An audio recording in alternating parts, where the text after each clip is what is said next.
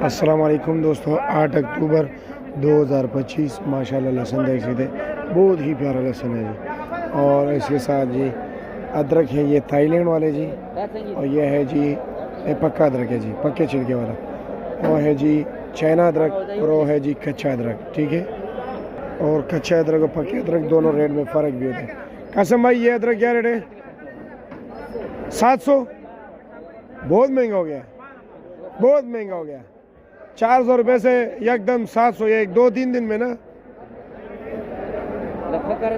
अच्छा ये 700, 3500 रुपये दड़ी। अच्छा जी, लहसुन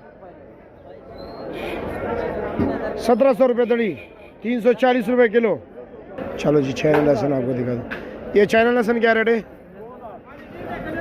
दड़ी क्या रेट? 2400 रुपये किलो। अच्छा जी।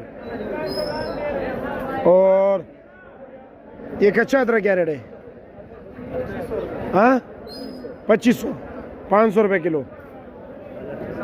और चाइना वाला चाइना अदरक क्या रेट है? 3000 रुपये, 600 रुपये किलो। ठीक हो गया जी।